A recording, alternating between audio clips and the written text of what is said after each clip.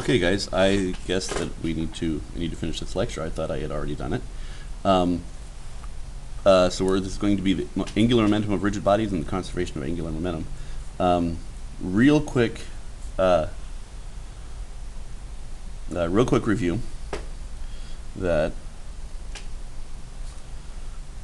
remember that L is our angular momentum, and that equals our radius vector crossed with our momentum vector, and we can find the value of this with our L also equals our rotational inertia times our angular velocity. All right, and this follows that through our analogous variables that our tau, our net torque, is equal to, since our net torque is equal to I alpha, this is the same thing as dl dt, or it's the time derivative of our momentum, which is analogous to our force, mass times acceleration, equaling our dp dt as Newton's original law. So now we get to the conservation. We're talking about analogous variables and the conservation of angular momentum. And so let's have for us an axis here. All right, and we have this rigid body with a mass out here that is at a position r, I, from the center. And as this thing rotates,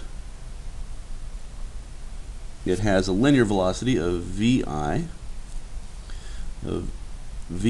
and this little piece right here is a mass I. And as this rotates around, okay, this is the closest thing that I have to a circle. As this rotates around, this particular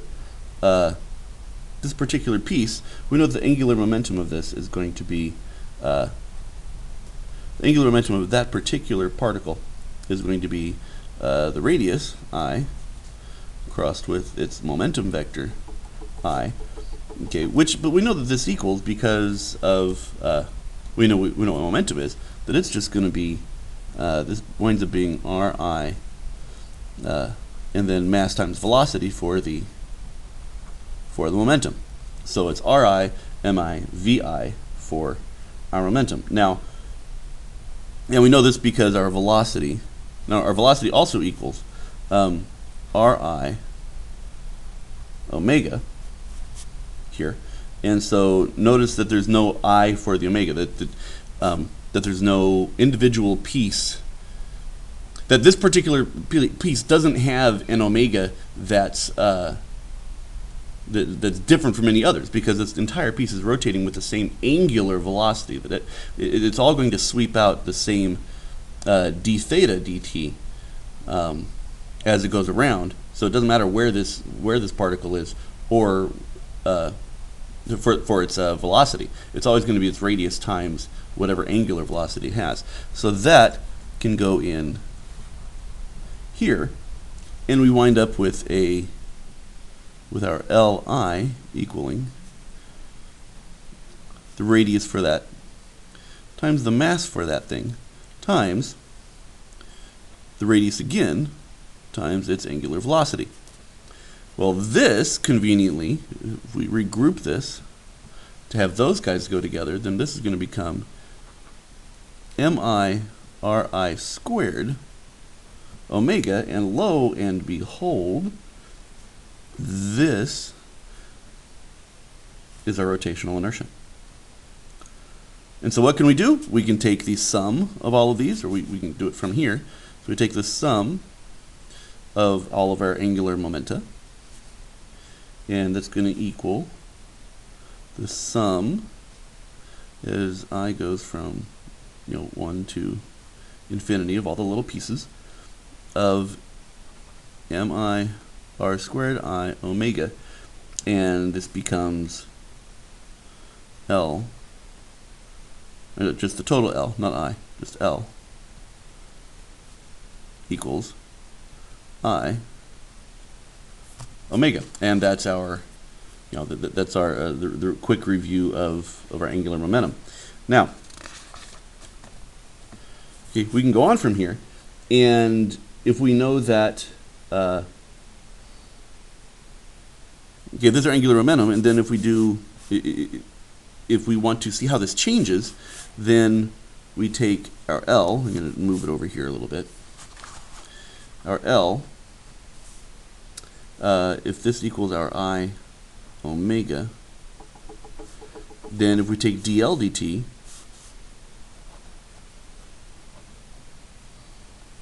of that vector, it's going to equal d dt of I omega, which winds up equaling I d omega dt plus di dt times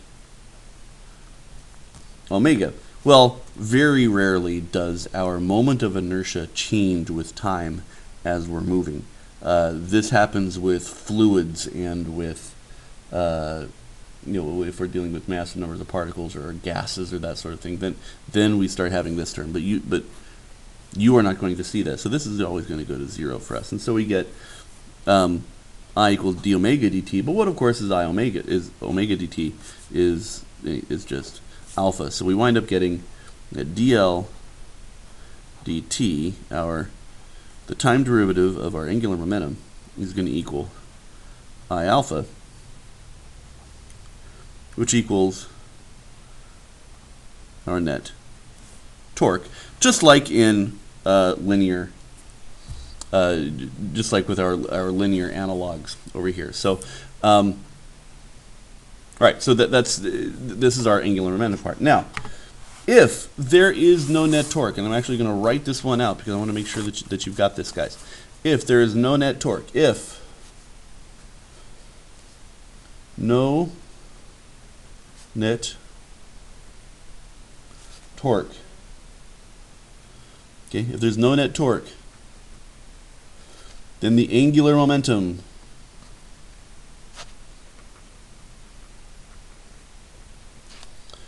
is conserved.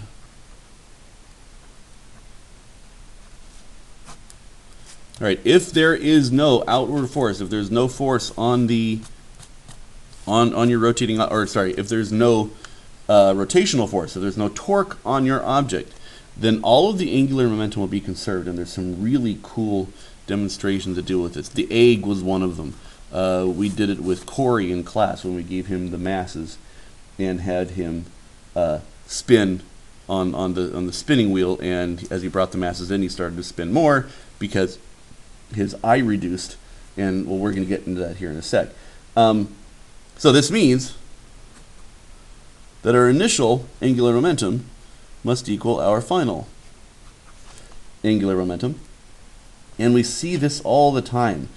If we spin a top, okay, and I've actually got one here that I can use for you guys if I can pull it out and not disturb other things.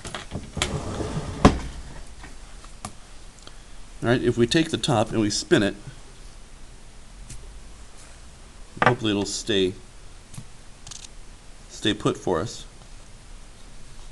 It looks like it wants to slide down.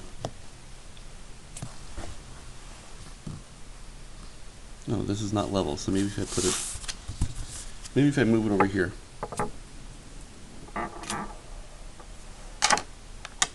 It just doesn't want to stay on the paper. It always wants to slide off.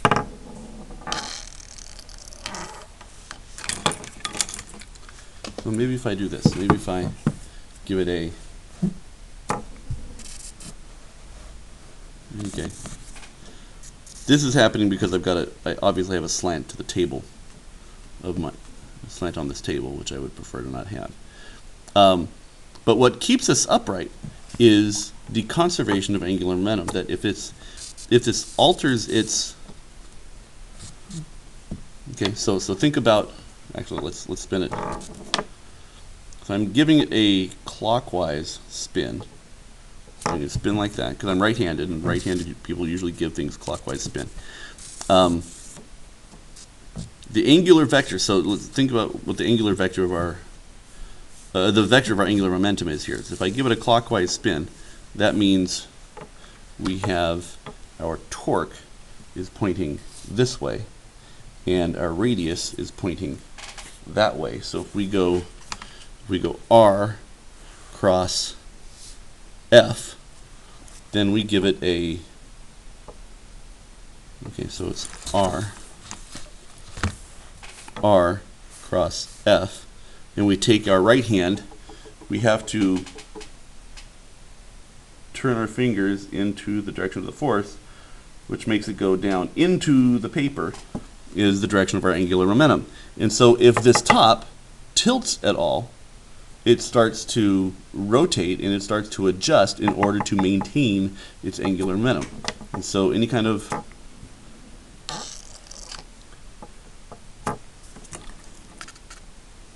adjustment that you feel, I wish I had a platform where I could create a balance.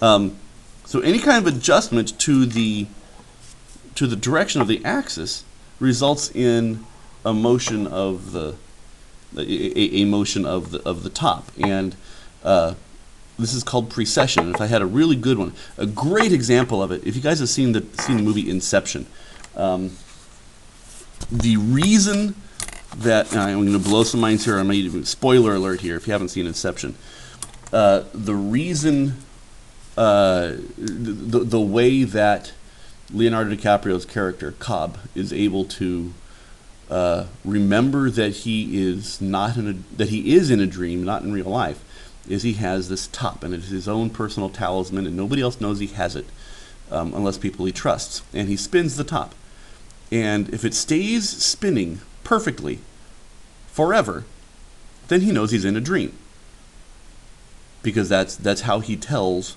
that that things are distorted. The reality is distorted because the top should be precessing. If it ever tilts over, then he's back in real life, and that actually plays a pretty important part to the movie. So I don't want to go too much further with that. The other thing is the Earth happens to spin on its axis, and so let's. Okay, the Earth actually spins on a tilt that is 23.5 degrees.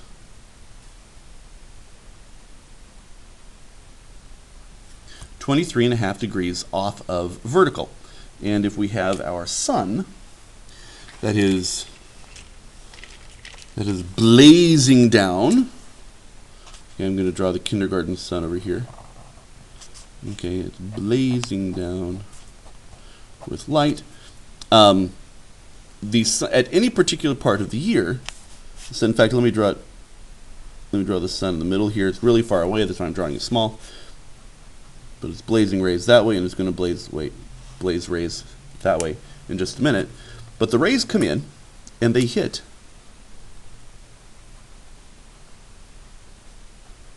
directly onto the Earth like this, but the equator of the Earth isn't right where it's hitting, like it should be. It's perpendicular, of course, to the axis of rotation, so it's circumferential like that.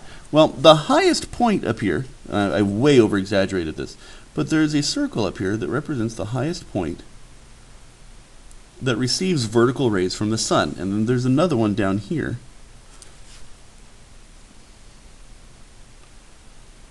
There's another one down here. There's another circle on the globe that receives, this is way too far up, it's down here. It's the highest point that receives vertical rays of the sun, and this is called a tropic. And these are both the tropics. Tropic of Cancer and Tropic of Capricorn are the two tropics, and it is this region that receives the bulk of the sun. Because when the Earth gets to the other side, over here, the conservation of angular momentum says that it's still tilted in that direction, even though the Earth goes around the sun. Okay, it doesn't stay one end tilted and the other end not, and so the sun's rays now hit the lower hemisphere. Ooh, wrong color. The sun's rays now hit the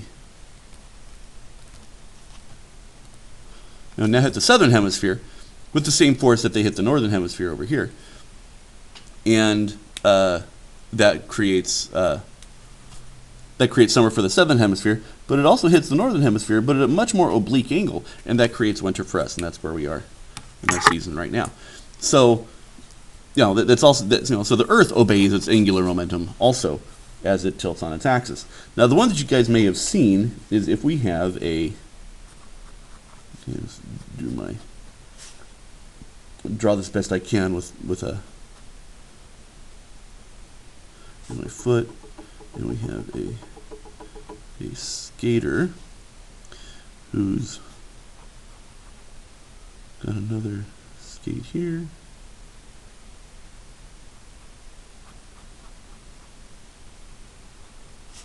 Okay, skaters usually have boots on, and their hands are way out, and they're spinning like this around on the ice. And with with their arms out, this has a large initial angular momentum when they're spinning. Okay, but when, and you've seen this all the time, you've seen ice skaters, when they bring their arms in, so let's draw another one. Get another skate, okay, and they bring their one leg here, and they kind of curl it around.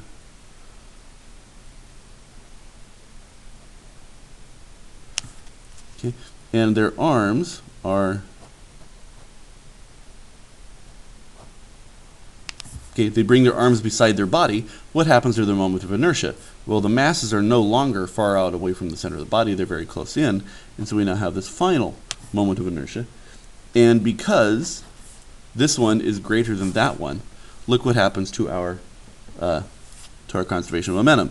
That if we have our initial L equals I omega initial omega, okay, and that's also going to equal, because there's no other forces, let's assume that the friction is negligible on the ice, we have I F omega F.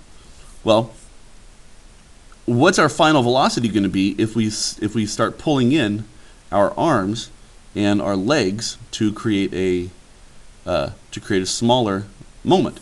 Well, our final angular velocity is going to equal I initial over I final omega initial. And if this is larger than that, then our angular velocity is going to increase. Or if you start spinning quite tightly, and the way they get out of this spin is they kick their leg out and they spread their arms out, and they give you another look. I'm going to draw it kind of smaller here, but then they kick out of it go this way, and then they kick their legs out way back, and in fact the head is in the wrong place. They actually lean out like this, and they have an arm back, and they have another arm back, and their head's out here, and they spin out, and they really slow down by tilting their whole body over their leg, and that allows them to slow down and curl out of their spin, which is really just fascinating physics to watch. If you watch skating from a physics standpoint, I don't really watch it a whole lot from a sporting standpoint, although what they do is incredibly athletic. But I love watching it from a physics standpoint and watching the trails on the ice. Okay, so real quick, let's go over analogous variables here. We have a momentum now. If we have a momentum that equals mass times velocity, and with it goes a angular momentum that equals the rotational mass times the rotational velocity. Okay, then we also have a force, and that force equals mass times acceleration, and we have a torque, and that torque that equals rotational mass times rotational acceleration. If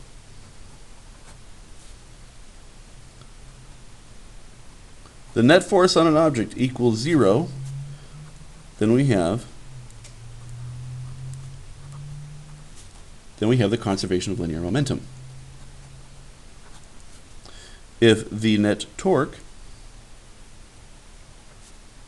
equals 0, then our angular momentum is conserved. And these concepts are crucial for some of the questions that you're going to see on your test. So there it is. That's the lost lecture, and I'm going to put it up right now so that you guys have it and you can finish your studies for Unit 5.